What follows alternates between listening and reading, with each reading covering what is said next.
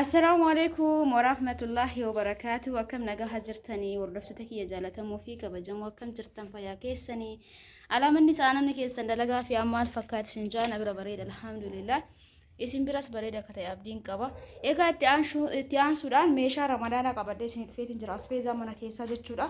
Kana yoo isin jedhu zayitii buna sukkaara barbaree teemira fa'a jechuudha. Hordoftoota kiyya ixaan illee ni jira. Kanaafuu namoonni waan kana barbaadan haga dhuma viidiyoo kanaatti na waliin tura. Viidiyoo kiyya immoo hundi keessan like share gochuu hin dagatina. Adda sin like gootanii viidiyoon kiyya akka nama hedduu bira gawwaan YouTube na taasisuuf kanaaf like gochuu hin dagatina isin jaa. Diqqoon dukkanaa'ee galgala dhugaa dubbachuu fi meeshaa kan akkanatti kiiloodhaan akkanatti saamsee qopheessuudhaaf sa'aatii tokko fooyyinatti fudhatuun wallaalami. Kanaafuu hundi keessanuu laayikii godhaa isinin jaa. Samuuna kana biizii ta'eetuma isinirraa badee akka hubattan abdiin qaba. Namoonni waan barbaadan yoo qabaatan kara keessaatiin na dubbisaa isin jaa. Hordoftoota kiyya akkuma argitan egaa kunoo asitti waan mazzanamu kana hunda miizaan mazzanee bunallee sukkaarallee ixaanas hunda jechuudha. Hatta aga barbareen bahu haala bareedaa ta'een barbaree manatti qophaa'u namoonni barbaadan heeloo jechuu dandeettan biyya keessas ta'e biyya alaa jechuudha. Namoonni alarra nagaafataa jirtan poostaa yoo qabaatan isiniif ergama jechuudha. Egaa akkana isin jaa. As bira immoo teemirri jira. Teemira kana namoonni nagaafattan kuni kan kiiloo 8 sanii ka kiiloo 10 illee bakka takkatti ka dhufu ni jira. Namoonni ka kiiloo 10 san nu bittee ashagdee erguu dandeetta jettanillee rakkoon qabu isiniif ashagee isin erguu danda'a jechuudha. Garaagarummaa ani akka argitti inni kun diqqoo ni jajjabaata anaaf jechuudha. Ka kiiloo 10 sun ni lallaafa gisee fayyadamanii.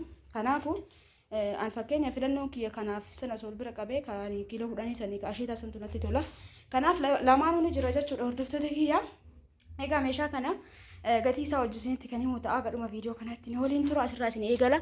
Namoonni suuraa nu ergi zeetii suuraan nama zeetii illee suuraa na erginaan jedhu fa'aa jira. Namoonni zeetiin leetira 5 hagam gaya jettan kunoo hagana gaya suuraa warri barbaadan kunoo iskiriinshatii godhatu dandeettanii yuutuubii kiyyarraa jechuudha. Kunoo leetiri 5 jechuun isa kana leetira 3 illee ni jira. Akkanaa kunniin garuu baay'inaan 5tu jira jechuudha hordoftoota kiyya.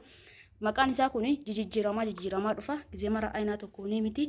Gatiin isaa qarshii 1,600 yeroo ammaa kana jechuudha. Akkan isin jaa hordoftoota kiyya dabalatti jira. Namoonni bitachuu barbaadan maatii keessaniif sarpiraayiz gochuu dandeettanii jechuudha. Itti aansuun immoo buna. Egaa bunni qarshii 700 eegagalee turee jira. Garuu bunni tokkoffaadha jechuudha hordoftoota kiyya. Kana bira jiru kuni buna jiru keessaa tokkoffatti fidaa jechuudha. Kuno maashaallah feestaala keessa jira ashagame kiiloo 5 kuni baay'ee takka buna bareedaa fi gizee baay'ee viidiyoo gizee godhu gizee viloogii garagaraa hojjedhu argitanii bunuma bakkuma saniif fida jechuudha. Bunuma bakkuma mana kiyyaa bitu maashaallah iddoo takka bareeda bunni garuu haga takka 680 650 haga 600 illee jiraatu malaka guuraa bicha sanan hin beeku waan bareedaa tokkoffaa isaatti qarshii 700 isin jaarrati kiiloon tokko sukkaari qarshii 160 kuni meeshaan kan amma sadiiti ka walitti jiru itti meera waan ta'eef isaanii beekanii zayit irraa kaasee kunoo zayitiin bakka sadii jira. Namni lama barbaree illee ajajatee jira. Takka immoo barbareen ajajanne jechuudha hordoftoota kiyya. Kunoo barbaree haala bareeda ta'een qophaa'ee harka kennaan ofii kennaa mi'eessituu garagaraa haala bareedaa ta'een jechuudha. Haala gabayaatiin osoo hin ta'in haala manaatiin ka qophaa'ee namoonni immoo isin bira ga'ee yaada keessan dhuftanii akkanaa barreessan abdiin qaba isin ja'a. Kunoo akkuma argitan kana barbarichallee kiiloo 5 bakka lamatti shagee jira. Sukkaara akkuma argitan kana bakka 5 jechuudha kiiloo 5ni. Asitti immootu ruuzii jira. Ruuziin kun gosa hedduutu jira hordoftoota kiyya. Kun oomisha biyya Indiyaati jedha asirratti kiiloo 5 kun 1,300. Ruuziin kun akkanuma ta'ee qarshii 2,000tu jira kiiloo 5 tana ta'ee jechuudha. Keessa isaatu garaagarummaa qabana fakkaata jechuun walii nama wallaalchise gizee bitanu akkanuma ta'ee madaabalaan wannu barreeffama xiqqootiif garaagarummaa qaba jechuudha.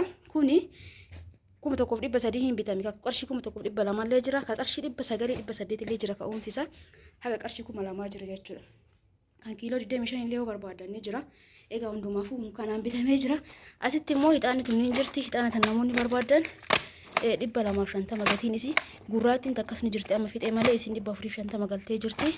Asitti immoo hixaanni garagaraa hixaanni kunniin gatiin isaa huddiidha. Kun amma fakkeenyaaf adiin kun kiiloon tokko qarshii 1,200 jechuudha. Hixaana gosa hedduu walitti dabaleeti kana biratti argattan. Maashaallah gosa hedduu jechuudha. Ganaa kana bakka sadiitti qooduudha. Xiqqoo sa'aatii waan irraa deemeef kanallee qooduni dukkanaa jedheeti namoonni barbaadan biratti ni argatani. Inni biraa keessanitti ni mini teemira kana Teemir kun qarshii 2,500 yeroo ammaa kana jechuudha. Kiiloo 8 yookaan ishigii of keessaa qaba firee 8. Kanaafuu namoonni barbaadan maatii keessaniif sarpiraayiz gochuu dandeettanii jechuudha. Akkasumallee namoonni gaafii garagaraa na gaafattan, suuraa na gaafattan, suuraa an akkuma viidiyoo godhee geesseen ni haqaa jechuudha. Namoonni suuraa barbaadan iskiriinshatii go'aatanii natti ergaa YouTube makiyya irraa waan barbaadan kamuu jechuudha. Inni biraan mootu kallatti maa waan barbaadan natti hima. Kanaafuu meeshaan kun amma fakkeenyaaf cinaan as keessa gala.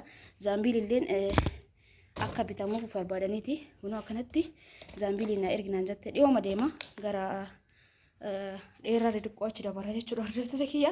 Egaa kana fakkaataa achumaan gizee gara sallaa deemu kennee fi darbuu fi meeshaa kanneen gariin asuma kuwwan immoo gara birallee ni jira. Meeshaan kanatti ashagaminillee hedduu jira bunaaf sukkaarri ganaa akka sirreessu.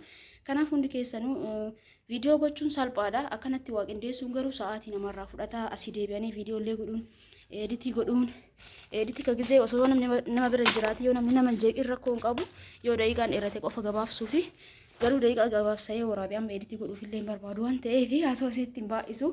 Kallattimaan hundi keessanuu namoonni waa barbaadan lakkoofsa kiyya isinii kenna.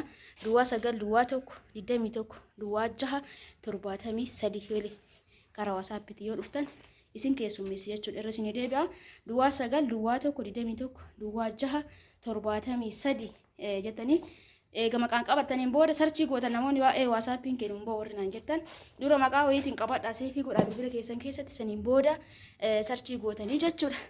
Egaa viidiyoon kiyya kaarraa kana fakkaata hundi keessanuu egaa bakkuma jirtanitti fayyaa keessanaa tura isiniin jecha viidiyoo kana hundi keessanuu laayikii sheerii gochuu hin dagatina. Viidiyoo uffata garagaraa yoo barbaadan illee uffanni garagaraa na bira ni jira. Shiitii irraa deebi'ee uffata dhiiraa, shiitiif shaarbii, shiitii qofaa akkasumas diriyaa babbareeda, shurraabii hawwata na bira ni jira jechuudha hordoftoota kiyya. Kanaafuu yoo barbaadan heeloo jettaniitiin orderii godhachuu dandeessanii hijaabni garagaraas shaarbiiwwan na biratti ni argamu jechuudha. Egaa akkana isiniin ja'a namoonni gaafii garagaraa na gaafattan ruuziin kun kiiloo 25 kanaan jira warri jettan fa'aa jirtanii ruuziin akkanaa kiiloo 25 hin jiru sanyii kanaatiin kiiloo 5 jira gatiin isaa olaataruu malee jechuudha. Kuuwwan garuu kiiloo 25 kiiloo 50 hin jiru 25 bakka 2-3 bitachuu dandeettanii. Akkana isin ja'a hordoftoota kee viidiyoon kee akkana fakkaata. Hundi keessanuu laayikii sheerii gochuu hin dagatina. Yeroo gaarii isiniif haa ta'u. Baay'ee.